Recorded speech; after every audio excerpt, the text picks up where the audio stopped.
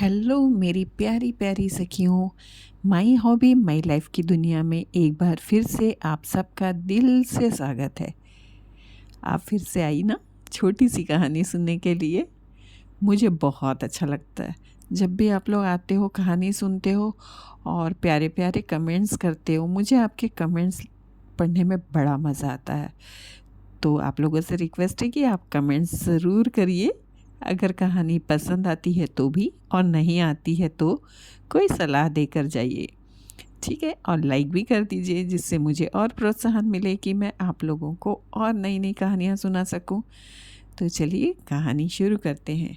ये कहानी उस समय की है जब इतना मोबाइल नेटवर्क इन सब चीज़ों का प्रसार प्रचार नहीं हुआ था। ये कहानी करीब 27-28 साल पुरानी है। एक स्टेशन में एक बच्चा झाड़ू लगा रहा था, लेकिन बाकी के लोग अपनी दुनिया में मस्त थे। सुबह सुबह का वक्त था, इसलिए लोग बहुत बिजी थे। किसी को स्कूल जाना है, किसी को कॉलेज जाना है, तो किसी को ऑफिस जाना है, तो किसी को कुछ खरीदी करने जाना है, किसी को अपनी मम्मी के घर जाना है। सारे लोग भाग दौड़ करते हुए अपने चले जा रहे हैं, क्योंकि अगर लेट हो गए तो बच्चों को तो मुर्गा बना दिया जाता है ना, और बड़ों को डांट पड़ती है, ऑफिस में सर डांटते हैं। तो सब अपने अपने हिसाब से गड़बड़ में थे। एक छोटा बच्चा प्लेटफॉर्म की सफाई कर रहा था। झाड़ू लगाते लगाते कभी रेलवे के गेट के बाहर बने हुए बड़ी सी स्कूल की इमारत को देखता, कभी फिर झाड़ू लगाता, कभी फिर इमारत देखता, फिर झाड़ू लगाता। ये वो बार बार कर रहा था। दरअसल कहानी ऐसी है कि इस बच्चे का नाम राघव है। राघव काफ़ी होशियार बच्चा था। 2 साल तक पहले तक के वो स्कूल जाता था, और अच्छा काम करने की वजह से होमवर्क अच्छे से करता था, पढ़ाई लिखाई अच्छे से करता था, तो हमेशा सर मैडम के गुड बुक में रहता था। और मैडम हमेशा इसके बुक्स में अच्छा, बहुत अच्छा, 5 स्टार ऐसे दिया करती थी। और इन सब के चलते चलते एक दिन उसके पिताजी अचानक बीमार पड़ गए। राघव के पिताजी को हॉस्पिटलाइज्ड करना पड़ा, और कुछ दिन रहने के बाद, कुछ महीनों में उनकी मृत्यु हो गई। वो भगवान को प्यारे हो गए। अब इस इलाज के दौरान उनका घर का जमा पूंजी, माता जी के गहने, जो कुछ भी था, साधारण परिवार के ही लोग थे, तो जमा पूंजी ज़्यादा होने का सवाल ही नहीं होता। तो सब कुछ ख़त्म हो गया। और ऐसे आड़े वक्त पर तो सबको मालूम है रिश्तेदार कितने साथ देते हैं। तो बेचारा राघव इन सब जिम्मेदारियों के बोझ के तले दब गया। माँ सदमे में थी, बहन को काम पर भेज नहीं सकते थे, दादी जी बूढ़ी थी। ये तीनों ही उसके परिवार में अब सदस्य रह गए थे। इन तीनों की देखभाल की जिम्मेदारी राघव ने खुद अपने ऊपर ले ली। अब राघव काम ढूंढता हुआ स्टेशन आया था, तो किसी ने तरस खाकर उसको साफ़ सफाई का काम दे दिया था, और कहा था कि जो भी काम तुझे मिलता है तू कर ले, और 4 पैसे कमा के अपना घर चला ले। तब से राघव यहाँ काम करता था। सवेरे झाड़ू लगा देता था, दोपहर के समय आसपास के दुकानों में जो सामान बेचा जाता है उनको बेच देता था, कि गाड़ी जैसे आ रही है स्टेशन पर तो उस पर चढ़कर बेच देता था। कभी किसी का सामान उठा देता था। इस तरह के वो काम करके दिन भर में कुछ पैसे कमाकर अपना घर चला रहा था। ऐसे ही एक दिन सुबह सुबह लोग गाड़ी का इंतज़ार करते बैठे हुए थे। ट्रेन आई और सब लोग उठकर भागने लगे। ऐसे में ही राघव की नज़र एक बेंच पर पड़ी जहाँ एक दादाजी बैठे थे।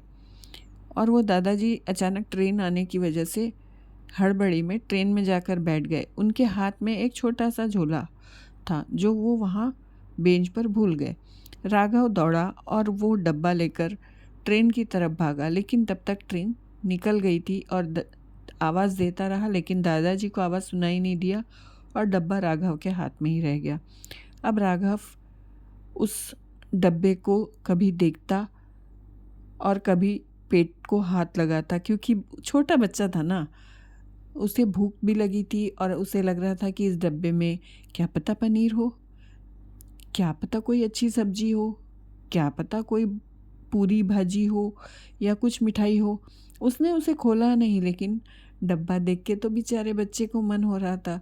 लेकिन उसकी माँ के जो वचन थे, उसकी माँ की जो सीख थी कि बेटा कभी भी अपने हक का खाना दूसरे के हक का मार के नहीं खाना, किसी दूसरे की चीज़ कभी मत हथियाना, कभी मत खाना। तो उस सीख के चलते उसको याद आ रहा था, तो वो उस डब्बे को खोल भी नहीं पा रहा था। वो डब्बा दिन भर सहेजे सहेजे काम करता रहा और उस दादाजी का इंतज़ार करता रहा। जैसे शाम हुई, वही दादाजी वापस आए और आसपास के दुकानदारों को पूछने लगे कि क्या आपने यहाँ कोई झोला देखा, आपने कोई टिफ़िन देखा। तो राघव जल्दी से जाकर उनसे मिला और कहा कि दादाजी आप ये ढूंढ रहे हो। तो उन्होंने कहा हाँ बेटा मैं इसे ढूंढ रहा हूँ। अरे बेटा ये तुम्हें कहाँ मिला। तो उसने कहा दादाजी आप यहाँ भूल गए थे। तो उन्होंने कहा अच्छा बेटा तू भी स्कूल जाता है। राघव ने कहा नहीं। उसने अपनी कहानी सुनाई। तो दादाजी ने कहा कि कल से तुम ये काम नहीं करोगे। राघव ने पूछा क्यों। तो कहा कि मैं इस स्कूल का प्रिंसिपल हूँ जो रिटायर हो चुका हूँ, लेकिन मैं तुम्हारा एडमिशन एक अच्छे स्कूल में करा देता हूँ। कल से तुम स्कूल जाओगे और बाद की बचे हुए वक्त में तुमको जो काम करना है घर चलाने के लिए कर सकते हो। बोलो करोगे। तो राघव खुश हो गया कि मुझे बिना पैसे के एडमिशन मिल जाएगा। राघव ने स्कूल में एडमिशन ले लिया और वो बचे हुए टाइम में शाम के समय ये सब काम करके भी पैसे घर के लिए चलाता था। कुछ दिनों बाद राघव अच्छी तरह से पढ़ाई करने लगा, अपनी जिम्मेदारियां संभालने लगा। साल बीता, वक्त बीतता गया। एक दिन इसी प्लेटफॉर्म पर एक साहब आए। लोगों ने उन्हें सलाम किया और कहा कि ये तो कोई बड़े साहब हैं, किसी काम से आए हैं। तो वो अधिकारी आया और वो उस बेंच पर बैठ गया। एक बेंच पर बैठकर उसने अपना टिफ़िन खोला और रोटी सब्जी खाई और इधर उधर बैठकर देखने लगा, कुछ याद महसूस करने लगा। तो उसके एक सहकारी ने उससे पूछा कि क्या बात है, तुम यहाँ वहाँ क्या देख रहे हो और इस टिफ़िन में खाना क्यों खा रहे हो। तो उसने कहा कि एक वक्त था, इस बेंच ने और इस टिफ़िन ने मुझे आज इस जगह पर लाकर खड़ा किया। आज मैं जो कुछ हूँ इस टिफ़िन की बदौलत हूँ। वो बच्चा, वो अधिकारी राघव था जो उस सर के स्कूल में एडमिशन दिलाए जाने की वजह से आज इस अच्छे पद तक पहुंच पाया था। और इसमें कहीं ना कहीं राघव की माँ की सीख, राघव की ईमानदारी और मेहनत थी,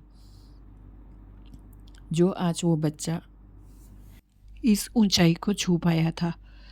तो इसीलिए कहा जाता है कि ईमानदारी बरतिए, सच्चे रहिए, भगवान आपको आपके हक का ज़रूर देगा। तो कैसी लगी आप लोगों को मेरी कहानी बताने का तरीका?